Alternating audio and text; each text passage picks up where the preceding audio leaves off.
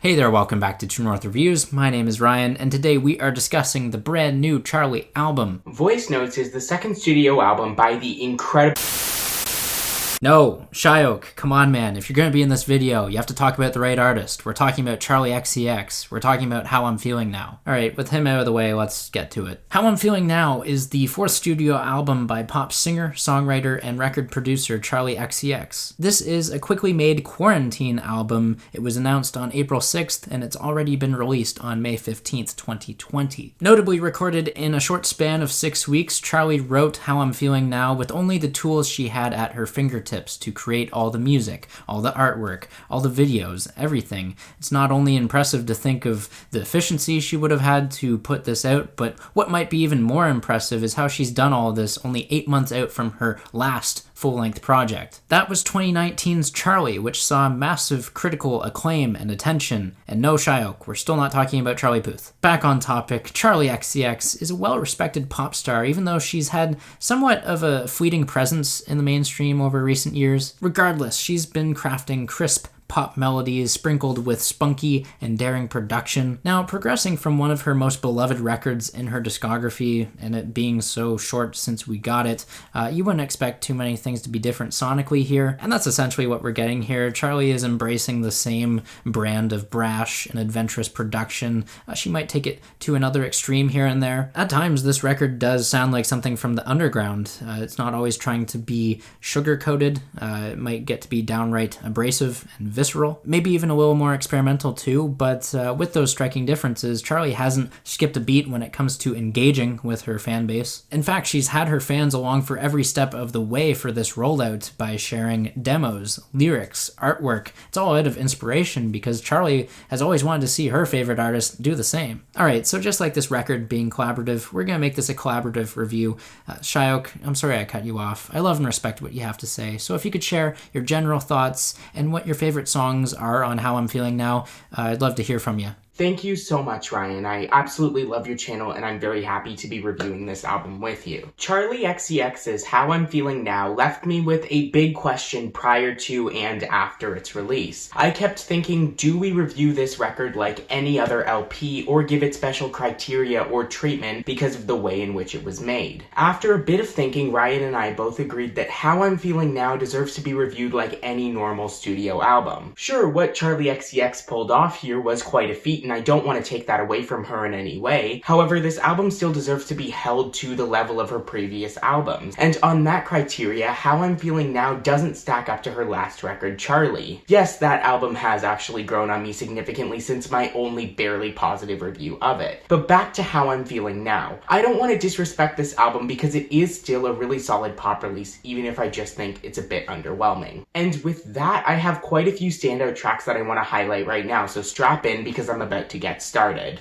Pink Diamond is an excellent opener to this album. It immediately sticks out and hooks you into this record. This track honestly does remind me of Next Level Charli from Charli. I still think that is the better song because of the more commanding vocals and polished production, but regardless, I think Pink Diamond is nothing short of a futuristic banger. It has engaging production, an insanely catchy hook, impressive rapping, and lyrical confidence. In fact, this song is a self-hype track of sorts that Charli uses to show off how rare she is. Honestly, Selena Gomez would be proud. Claws manages to maybe be even better than that song though. It's got a sugary sweet chorus, some repetitive and pleasant melodic crooning, and glitzy, generally bright sounding production. Honestly, this song sounds like it could have perfectly fit on Number 1 Angel. And that comment is by no means an insult because this track is an absolute jam. Add to that the breakdown that comes at the 1 minute and 40-second mark, which completely changes the sound of the track, and you have a real gem on your hands. Yet again, this is another example of Charli pushing innovative production that isn't afraid to make bold choices and go against pop instincts. And speaking of bold choices, all over this album, Charli experiments with vocal effects, filters, and auto-tune. One song where I feel she pulls this off exceptionally well is Anthems. This song is an absolute banger. The vocal effects in the chorus are a stylistic choice that pays off in a big way. The depth they bring to the track is quite wonderful. Lyrically though, this song is about missing going out while in quarantine, and I'm sure that that's something everyone can relate to. Visions is a great great track too. While it doesn't quite reach the heights of the last track, Anthem, which lives up to its name and is an anthem, it's still a great closer to this album. I especially love the harsh club production towards the end of the track. But while those are my favorite tracks on here, I'm curious to hear what song stood out to you, Ryan, on How I'm Feeling Now. And to add to that, I really want to know what moments didn't really interest you or engage you in the same way as your highlights. Those are a lot of great tracks you mentioned there, Sayak. I especially approve of your banger analysis of Anthems. That was actually the first song outside of the singles that clicked with me. Simply put, Anthems is a cut above what Charli's pop contemporaries are doing at the moment. It's certainly stunning, hard-hitting. It has pop production that is like an assault on your ears. Honestly, Anthems is a hardcore pop song if there ever was one. Another track that captured my attention, definitely not as strong as Anthems, but still worth mentioning, is Party For You. This was one of the underwhelming tracks upon first listen. It's at least grown on me. On Party For You, Charli weaves through unpredictable sections, each bolder and more ambitious than the last, all while still driving home this fairly repetitive yet satisfying refrain over a sweet synth chord progression. Some of the sweeter moments on this record, though, revolve around Forever, which is a beautifully minimal yet rich landscape of crunching, distortion, and noise. I also love I Finally Understand, another single here that tunnels its way into you as an earworm tune. Again, lyrically similar to Forever, it's a sentimental tribute to Charli's boyfriend, Huck Kwang. I especially appreciate the caring remarks that Charli makes towards him, even if sonically things on this record are in limbo between screeching and soft textures. Pink Diamond, like you mentioned, Sayak, gets the ball rolling here, and it is without a doubt this album's mission statement. If you want to go hard, Charli's going to go hard. She's going to meet you more than halfway. Actually, the more I listen to Pink Diamond, the more I'm easily convinced that this is one of the most standout tracks in Charli's discography. It's so merciless, it kind of reminds me of something from Kanye's Yeezus. Now, with that kind of experimental comparison, there is a bit of a concern with jumping off the deep end on How I'm Feeling Now. One of the songs that might have fallen flat on the catchy hook front was Detonate. Sure, it has a pleasing array of playful synthesizers to open the track. I just wish it could have gone somewhere more melodic with the vocal performance. Because yeah, this is the kind of pop on here that just didn't feel too ambitious or memorable. It sadly just stays in like this purgatory state despite having all these weird bells and whistles in the production. Other spots on this record that just didn't align with my personal preference: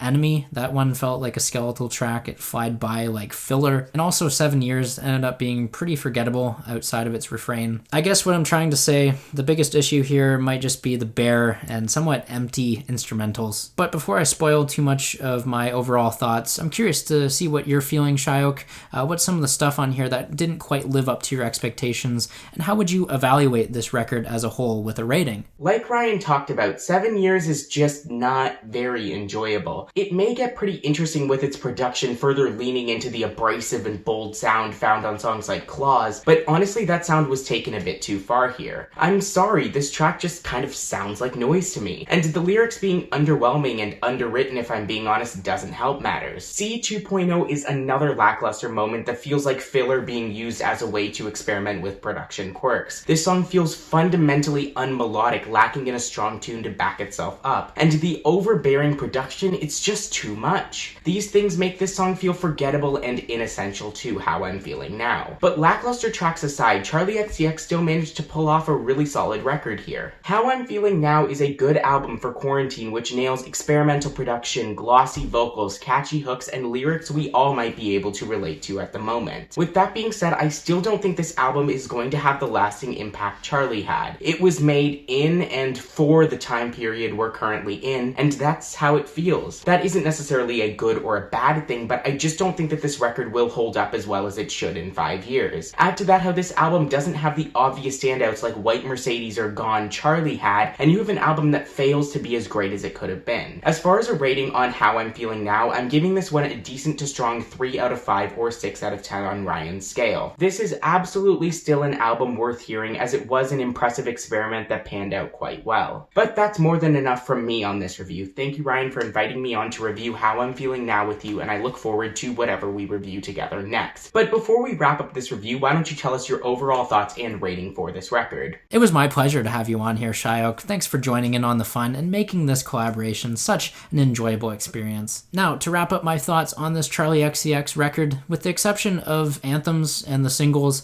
I don't really feel like Charli went as hard as she alluded to on the opening track. Yeah, she didn't have the features and she might have rushed the writing and recording process, but the highlights on here matched the peaks of her previous LP. Just sadly nothing surpasses it in my opinion, or at least not in a remarkable or special way. Now with that said, while Charli XCX might not live up to the pop hits she had on her previous LP, How I'm Feeling Now is definitely stronger on the deep cut front and still is an enjoyable listen all the way through. Thank goodness we're not getting a Cupcake collaboration this go round. Still, I can't help but to feel slightly disappointed given how well Charli balanced the mainstream and experimental pop on the previous album, but if you brush those high expectations aside, this is a decent record, and I definitely look forward to anything Charli XCX will put out next. Right now though, I am comfortable with giving this record a 6 out of 10.